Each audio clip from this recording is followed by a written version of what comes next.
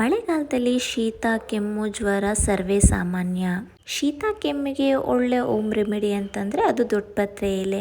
ದೊಡ್ಡಪತ್ರೆ ಎಲೆಯಲ್ಲಿ ಆರೋಗ್ಯ ಗುಣಗಳು ಹೇರಳವಾಗಿರುತ್ತೆ. ಮಕ್ಕಳಿಗೆ ಶೀತ ಕೆಮ್ಮು ಆದಾಗ ಈ ದೊಡ್ಡಪತ್ರೆ ಎಲೆನ ತಿನ್ನಿಸೋದ್ರಿಂದ ಬೇಗ ಕೆಮ್ಮು ನಿವಾರಣೆ ಆಗುತ್ತೆ. ಸಖತ್ ಟೇಸ್ಟಿಯಾಗಿರುವಂಥ ದೊಡ್ಡಪತ್ರೆ ತಂಬುಳಿ ಹಾಗೆ ಬಜ್ಜಿನ ಮಾಡೋಣ.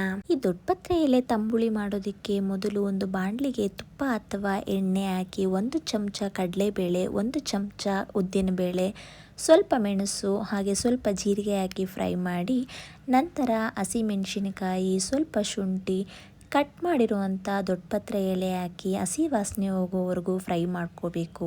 ಹೀಗೆ ಫ್ರೈ ಮಾಡಿದಂಥ ದೊಡ್ಡಪತ್ರೆ ಎಲೆನ ತಣ್ಣಗಾದ ಮೇಲೆ ಒಂದು ಮಿಕ್ಸಿ ಜಾರ್ಗೆ ಹಾಕಿ ಅದಕ್ಕೆ ಸ್ವಲ್ಪ ತೆಂಗಿನ ತುರಿ ಹಾಗೆ ಕೊತ್ತಂಬರಿ ಸೊಪ್ಪನ್ನ ಹಾಕಿ ನುಣ್ಣಗೆ ರುಬ್ಕೋಬೇಕು.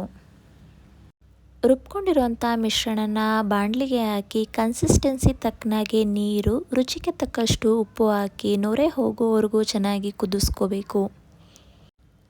ಚೆನ್ನಾಗಿ ಕುದಿಸ್ಕೊಂಡ ನಂತರ 2 ಗಂಟೆಗಳ ಕಾಲ ಇದನ್ನು ತಣ್ಣಗಾಗೋದಕ್ಕೆ ಬಿಟ್ಟು ನಂತರ 2 ಕಪ್ ಆಗುವಷ್ಟು ಮೊಸರನ್ನ ಆ್ಯಡ್ ಮಾಡಿ, ಬೇಕಿದ್ದಲ್ಲಿ ಸ್ವಲ್ಪ ನೀರು ಹಾಕಿ ಚೆನ್ನಾಗಿ ಮಿಕ್ಸ್ ಮಾಡಿಕೊಂಡು ಫೈನಲಿ ಸಾಸಿವೆ, ಜೀರಿಗೆ, ಇಂಗು, ಒಣಮೆಣಸಿನಕಾಯಿ, ಕರಿಬೇವೆಲೆ ಹಾಕಿ ಒಗ್ಗರಣೆ ಮಾಡಿ ಅದಕ್ಕೆ ಹಾಕಿದ್ರೆ ಆರೋಗ್ಯಕರವಾದ ದೊಡ್ಡಪತ್ರೆ ಎಲೆ ತಂಬುಳಿ ರೆಡಿಯಾಗುತ್ತೆ.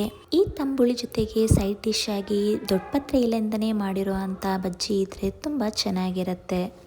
ಇದನ್ನು ಮಾಡೋದಕ್ಕೆ 2 ಕಪ್ ಕಡಲೆ ಹಿಟ್ಟು, 1 ಚಮಚ ಅಕ್ಕಿ ಹಿಟ್ಟು, ಸ್ವಲ್ಪ ಖಾರದ ಪುಡಿ, ಸೋಡಾ, ರುಚಿಗೆ ತಕ್ಕಷ್ಟು ಉಪ್ಪು, ಜೀರಿಗೆ ಹಾಕಿ ಮೊದಲು ಇಷ್ಟನ್ನು ಮಿಕ್ಸ್ ಮಾಡಿ ನಂತರ ಸ್ವಲ್ಪನೇ ನೀರು ಹಾಕ್ಕೊಂಡು ಗಂಟೆ ಇಲ್ದಾಗೆ ದೋಸೆ ಹಿಟ್ಟಿನ ಅದಕ್ಕೆ ಬಜ್ಜಿ ಹಿಟ್ಟನ್ನು ಮಿಕ್ಸ್ ಮಾಡಿ ಇಟ್ಕೋಬೇಕು.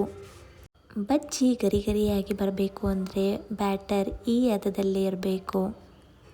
ಹೀಗೆ ತಯಾರಾದ ಬಜ್ಜಿ ಹಿಟ್ಟಿನಲ್ಲಿ ತೊಳೆದಿರುವಂಥ ದೊಡ್ಡಪತ್ರೆ ಎಲೆನ ಹೀಗೆ ಉರುಳಿಸಿ ಕಾದಿರುವಂಥ ಎಣ್ಣೆಯಲ್ಲಿ ಒಂಬಣ್ಣ ಬರೋವರೆಗೂ ಕರೆದ್ರೆ ರುಚಿಯಾದ ಗರಿ ಗರಿಯಾದ ಬಿಸಿ ಬಿಸಿಯಾದ ಮಳೆಗಾಲಕ್ಕೆ ಬಜ್ಜಿ ರೆಡಿಯಾಗುತ್ತೆ. ಈ ರೆಸಿಪಿಗಳು ನಿಮಗೆ ಇಷ್ಟ ಆದರೆ ಲೈಕ್ ಮಾಡಿ, ಶೇರ್ ಮಾಡಿ ಹಾಗೆ ಸಬ್ಸ್ಕ್ರೈಬ್ ಮಾಡಿ. ಅನ್ನದ ಜೊತೆ ತಂಬುಳಿ ನಂಚ್ಕೊಳ್ಳೋದಕ್ಕೆ ದೊಡ್ಡಪತ್ರೆ ಎಲೆ ಬಜ್ಜಿ ಒಂದೊಳ್ಳೆ ಕಾಂಬಿನೇಷನ್ ಅಂತಲೇ ಹೇಳ್ಬೋದು. Thank you.